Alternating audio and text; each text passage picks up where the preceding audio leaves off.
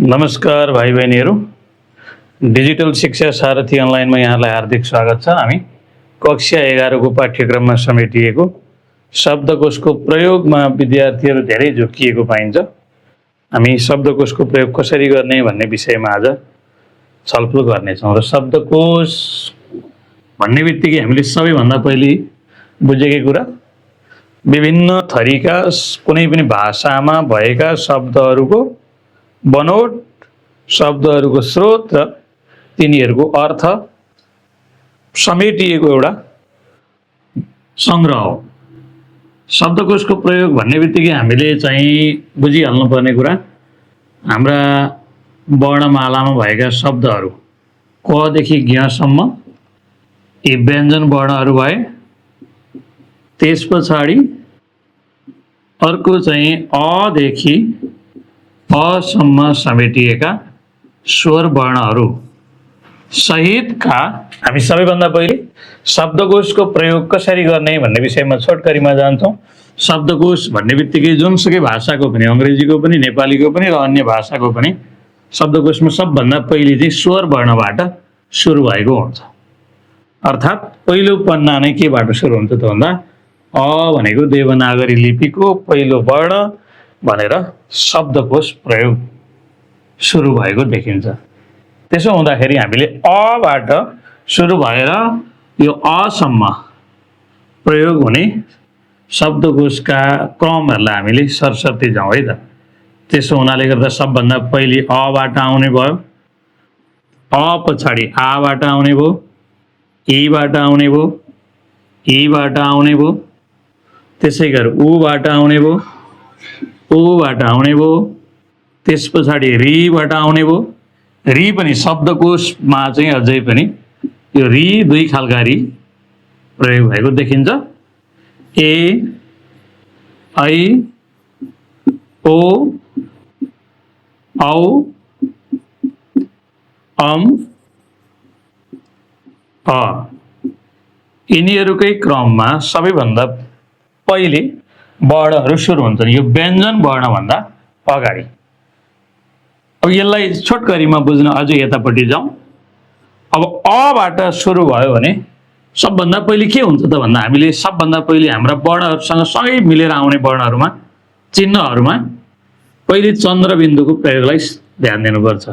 चन्द्रबिन्दु आउँछ, त्यस पछाडि यो शिरबिन्दु आउँछ, अनुस्वार पनि भनिन्छ जसलाई। त्यस पछाडि कुनै कुनै यस्तो खालको यो विसर्ग चिन्हको पनि प्रयोग भएको पाइन्छ। जस्तै यो अब स्वर वर्णमा त हुँदैन, तर व्यञ्जन वर्णहरूमा जस्तै दु ख लेख्नु पर्यो भने यो पहिले आउँछ। यिनीहरू चाहिँ सबभन्दा पहिले सर्वप्रथम अगाडि नै भेटिन्छन्। यति कुरा हामीले बुझ्नु पर्यो। यस पछाडि यो पछाडि चाहिँ अब अ सकिएपछि अ पनि के भयो, पहिले चन्द्रबिन्दु लागेको जस्तै अगार यस्तो वर्ण भयो भने अगार, अक, मक्क, त्यसै गरी अम, स, यी आयो भने सबभन्दा पहिले कुन हुने भयो त यो चिन्ह लागेको पहिले 1 नम्बरमा, त्यस पछाडि यो चिन्ह लागेको 2 नम्बरमा र केही चिन्ह नलागेको 3 नम्बरमा आउने भयो। यो क्रम पछाडि क्रमशः आबाट, आमा पनि फेरि चन्द्रबिन्दु लागेको, चन्द्रबिन्दु पछाडि शिरबिन्दु लागेको, यसै गरी चन्द्रबिन्दु, शिरबिन्दु, चन्द्रबिन्दु, शिरबिन्दु, यसरी नै क्रमशः अदेखि असम्मका वर्णहरूको प्रयोग भएको पाइन्छ। र परीक्षामा विशेष गरी यसै गरी अब क देखि क, ख, ग आयो भने त छुट्याउन सजिलो हुन्छ, विद्यार्थीले क पछि ख आउँछ भन्ने कुरो स्वाभाविक रूपमा जानेको हुन्छ। तर यो चिन्हहरूको प्रयोगमा चाहिँ झुक्क्याउनका लागि यसरी एउटै अक्षरबाट सुरु भएका वर्णहरू आउँछन्। यो क्रम रह्यो स्वर वर्णको प्रयोग। यस पछाडि अब हामी व्यञ्जन वर्ण अलिकति कठिन छ। व्यञ्जन वर्ण चाहिँ कसरी प्रयोग गर्ने, कसरी कुन सुरु हुन्छ भन्ने विषयमा छलफल गर्ने है। त्यसपछि भाइ बहिनीहरू अब हामी व्यञ्जन वर्णको प्रयोगले कसरी शब्दकोश निर्माण हुन्छ भन्ने विषयमा छोटोमा छलफल गर्दैछौँ। सबैभन्दा पहिले हामीले त्यसै गरी यो व्यञ्जन वर्णमा पनि यही 12 खरी भनिन्छ, जसलाई क, का, कि, कु, क्री, कृ। अझै पनि कतिपय यो कृ चाहिँ नेपाली वर्णमालामा छैन। यद्यपि हाम्रो नेपाली चाहिँ संस्कृत भाषाबाटै आएको हुनाले गर्दा कतिपय रूढ खालका पुराना खालका तत्सम शब्दहरू हुन सक्छन्। त्यो भएर यो दीर्घ क्री यस्तो हुन्छ, के, कै, को, कौ, कम, क। कम क मध्ये यो कम र क चाहिँ अगाडि आइसकेको हुन्छ। हामीले समग्रमा कदेखि कौसम्मका वर्णहरूको प्रयोगबाट शब्दकोश निर्माण गर्न सक्छौँ। यसै गरी यसको पनि सबभन्दा पहिले क आयो, त्यस पछाडि कम आयो, अनि त्यस पछाडि बल्ल आउँछ क। को पनि सक्यो, अनि क सकेपछि फेरि काको क्रम सुरु भयो। अब यसरी हामीले क, का, कि, कु हुँदै हुँदै हुँदै कौसम्म पुगेर शब्दकोशको निर्माण भएको देख्न सक्छौँ। अब कौ पछाडि के हुन्छ त? यो अलि महत्त्वपूर्ण विषय छ। जस्तै मैले हिजो आको विषय भनिसकेको हुनाले गर्दा म फेरि भन्दिनँ, यद्यपि तपाईँहरूलाई छोटोमा, जस्तै कुनै चाहिँ कबाट आएको एउटा शब्द छ, ल कम छ, हामीले यस्तो मानौँ। अर्को चाहिँ कलश भन्ने यस्तो शब्द छ, अनि यस पछाडि कटारी यस्तो शब्द छ, र अर्को छ कहिले। यसमा सबैभन्दा पहिले कुन आउने भयो त? चन्द्रबिन्दुको प्रयोग भएको वाला पहिले आउने भयो स्वाभाविक रूपमा। अब यहाँ क पछाडि ल छ, यहाँ ट छ, यहाँ हि छ। अब त्यस कारणले गर्दा यो ट अगाडि आउँछ, यो दोस्रोमा भयो, पहिलो यो हो, दोस्रोमा यो कटारी आउने भयो। अब ल आउने हुनाले गर्दा यो त्यसै तेस्रो हो, र हि हको प्रयोग भएकोले गर्दा यो चौथो हो।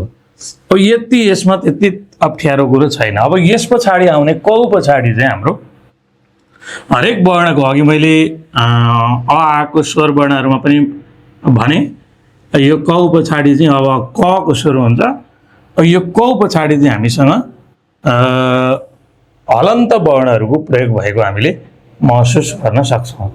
कस्तो त भन्दा जस्तै कौबाट एउटा कौवा भन्ने शब्द आयो, अथवा कौण्ड नाम गरेको एकजना भट्ट छन्, उनको पनि नाम आइसके पछाडि अब शब्दकोशमा के सुरु हुन्छ त भन्दा हलन्त वर्णहरूको प्रयोग। यो क चाहिँ केसँग गएर मिसिन्छ? यो क कुन वर्णसँग गएर मिसिन्छ र नयाँ शब्द बन्छ, त्यसको क्रम सुरु हुन्छ। नेपालीमा प्राय जसो क अर्को वर्णसँग मिल्ने भनेको सिधै गएर य र ल वसँग गएपछि चाहिँ बढी मिल्न सक्छ। जस्तै क र य, क्य। अब हामी बल्ल चाहिँ हामीले क्य खोज्नु पर्यो भने यो कौ पछाडि खोज्नु पर्यो। क्य, क्यारे यस्ता शब्दहरू बने। क्यारे पछाडि अब हामी क्ल, क र ल मिलेको क्ल, क्ल व यस्ता वर्णहरू बने। यो क्ल पनि फेरि क्ल, क्ला यस्तो क्रमशः जाने भयो। अनि यस पछाडि अब हुँदै हुँदै क र र मिल्ने भइहाल्यो। य पछि र आउँछ क्र, क्र पनि मिल्ने भयो यहीँनिर। क्र यसरी क्रम अनुसार भन्ने शब्द, अब यो क्य पछाडि खोज्नु पर्यो, क्रम भयो। क्र पछाडि अब व पनि मिल्ने भयो, क्वाटी जस्ता शब्दहरू बन्ने भए। त्यस पछाडि अब क को अर्को महत्त्वपूर्ण हामीले बिर्सन नहुने कुरा चाहिँ क को संयोग सँग हुन्छ र हाम्रो नयाँ शब्द बन्छ, नयाँ अक्षर बन्छ, त्यो हो छ। क स संयोग भयो भने छ अक्षरको निर्माण हुन्छ। अब यो छबाट पनि फेरि छ, छ्या यस्तो चन्द्रबिन्दु लागेका अरू फेरि नियम त्यही हो, जहाँ पनि छ, छ्या हुँदै हुँदै हुँदै हुँदै यो छेउसम्म पुगेपछि अब लगभग छेउ र भनेको कपाल खौरिनु भन्ने अर्थको छेउ र शब्द बनिसकेपछि चाहिँ हाम्रो के सुरु हुन सक्छ त भन्दा बल्ल ख को प्रयोग सुरु हुन्छ।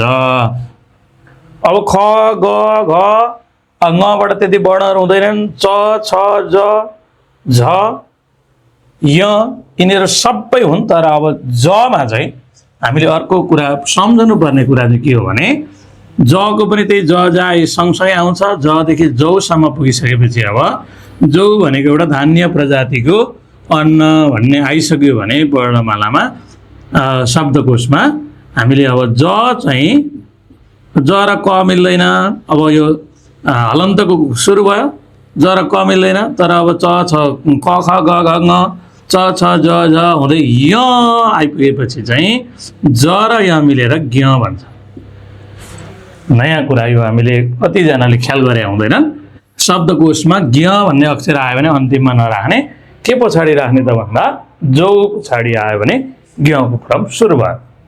अब ज र यहाँ ज्ञ भयो, ज्ञको पनि ज्ञ ज्ञा गी गी हुँदै फेरि ज्ञौसम्म गयो। त्यस पछाडि क्रमशः झबाट हुँदै हुँदै हुँदै हुँदै गयो। अब अलिक अप्ठ्यारो अब हामीले सम्झनु पर्ने कुरा चाहिँ के हो त भन्दा तको क्रम त ता ति ति हुँदै हुँदै हुँदै अब तौ पुगिसकेपछि हामीले सम्झनु पर्ने कुरा चाहिँ यो त चाहिँ रसँग मिलेपछि, त र अ मिलिसकेपछि के बन्छ त भन्दा त्र भन्ने अक्षर बन्छ। हाम्रो यो छ त्र छ अनि त्र अनि यो ज्ञ चाहिँ अगाडि नै आइसकेका हुन्छन्। यति कुरालाई ख्याल गऱ्यौँ भने हामीले शब्दकोशको प्रयोग गर्न सक्छौँ। यो कक्षा 11 मा विशेष गरी आउँछ। कक्षा 11 का विद्यार्थीहरूले यसमा ख्याल गर्ने। अब हामी एउटा अभ्यास गर्छौँ है त।